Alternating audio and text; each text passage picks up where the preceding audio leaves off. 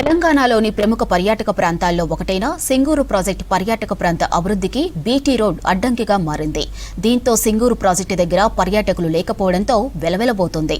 ప్రకృతి అందాలు, జలకలతో అలరారుతున్న ఈ ప్రాంతానికి వెళ్లాలంటే పర్యాటకులు గోసలు పడుతున్నారు. ఆత్మకూరు సింగూరు ప్రాజెక్టుకు వెళ్లే రహదారి పూర్తిగా గుంతలమయంగా మారిందని స్థానికులు ఆందోళన వ్యక్తం చేస్తున్నారు. గత 10 ఏళ్లుగా ఈ రోడ్డును పట్టించుకునేవారు కరువయ్యారని పర్యాటకులు ఆందోళన వ్యక్తం చేస్తున్నారు.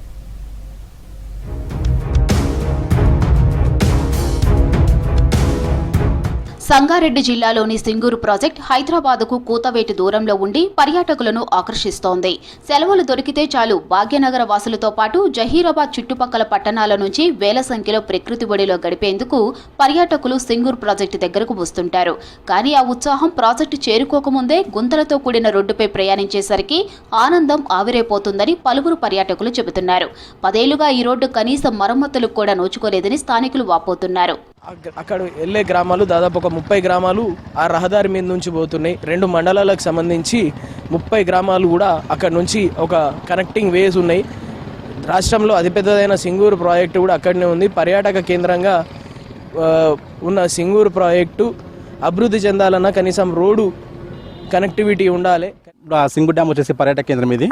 సో ఇక్కడ హైదరాబాద్ నుంచి చాలా మంది చూడడానికి వస్తారు. ఎందుకంటే ఇక్కడ చూడడానికి వచ్చినటువంటి వాళ్ళు కూడా సింగూరు ఆత్మకూరు వరకు వచ్చినటువంటి వాళ్ళు కూడా ఆత్మకూరు సింగూరు వరకు వెళ్ళడానికి చాలా ఇబ్బంది పడుతున్నారు అన్నమాట.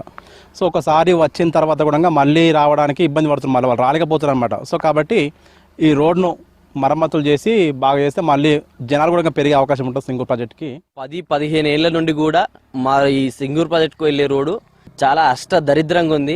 బండ్లు 15-20 రోజులకు షోరూమ్కి తీసుకెళ్ళి చేపియాల్సి వస్తుంది.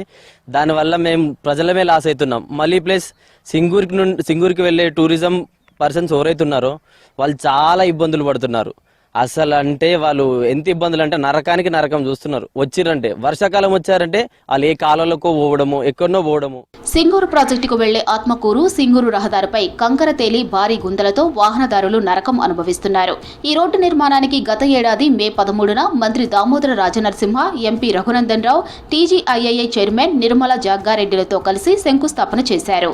ఈ రోడ్డు నిర్మాణానికి 5,25,00,000 ఎంఆర్ఆర్ నిధులు మంజూరయ్యాయని, అయినా పనులు జరగలేదని స్థానికులు ఆరోపిస్తున్నారు. పనులను ప్రారంభించడానికి టెండర్లు పిలిచిన కాంట్రాక్టర్లు బిల్లులు వస్తాయో రావోనని తెలియని పరిస్థితులలో ముందుకు రావడం లేదని అధికారులు చెబుతున్నారు. టెండర్ల ప్రక్రియ పూర్తి కాగానే అగ్రిమెంట్ చేసుకుని పనులు ప్రారంభిస్తామని పంచాయతీరాజ్ అధికారులు చెబుతున్నారు.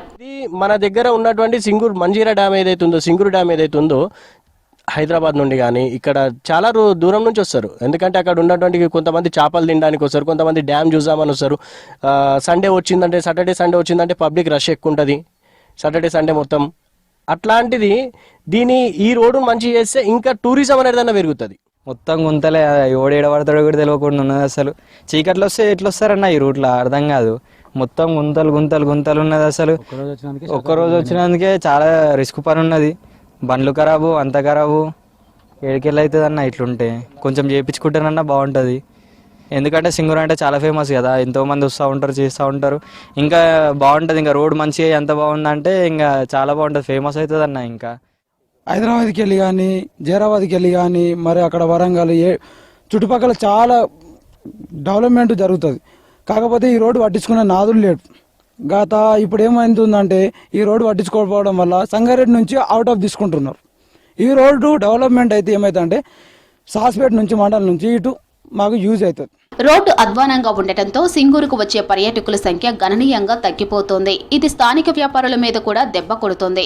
ఇప్పటికైనా ప్రభుత్వం, ప్రజాప్రతినిధులు స్పందించి పర్యాటక అభివృద్ధిని దృష్టిలో ఉంచుకొని వెంటనే కొత్త రోడ్డు నిర్మాణం చేపట్టాలని స్థానికులు డిమాండ్ చేస్తున్నారు.